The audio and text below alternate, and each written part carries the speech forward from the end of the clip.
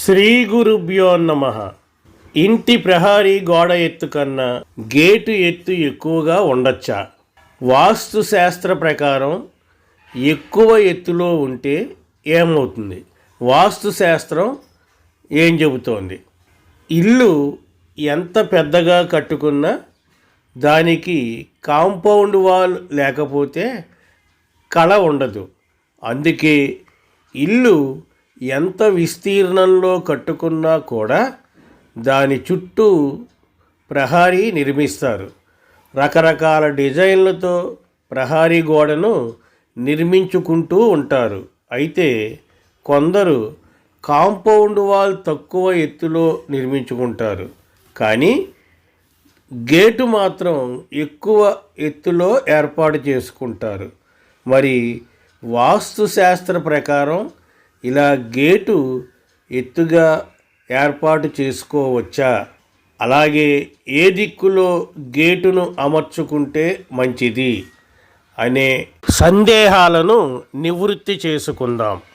వాస్తు శాస్త్రం ప్రకారం మనం నిర్మించుకునే గేటు పైన కప్పు లేకపోతే గేట్లను ఎలా నిర్మించుకున్నా ఇబ్బంది లేదు అనేది వాస్తు శాస్త్రం ద్వారా మనకి తెలుస్తోంది.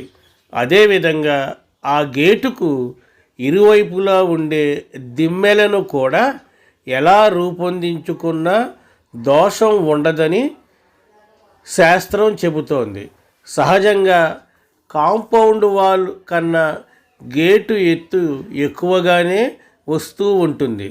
గోపురం ఆకారంలో గేటును నిర్మించినప్పుడు అది ప్రహరీ గోడ కన్నా ఎత్తులో రావడం మనం చూస్తూ ఉంటాం.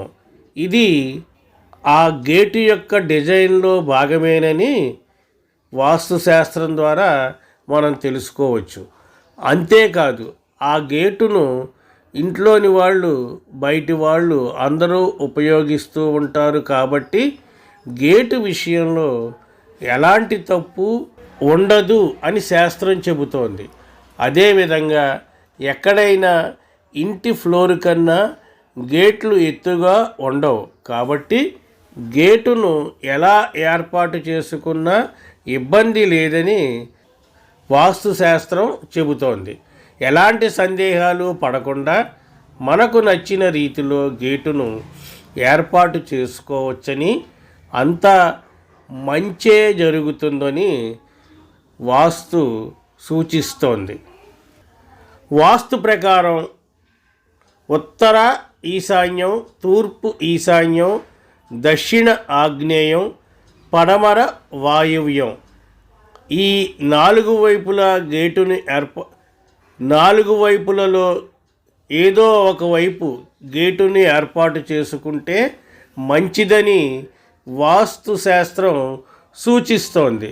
ఉత్తర వాయువ్యం, తూర్పు ఆగ్నేయం, దక్షిణ నైరుతి, పడమర నైరుతి వైపు ఉన్న గేట్లు చెడు ఫలితాలను ఇస్తాయని శాస్త్రం హెచ్చరిస్తోంది. అలాగే గేట్లకు వేసే రంగుల విషయంలో కూడా వాస్తును పాటిస్తే మంచిది.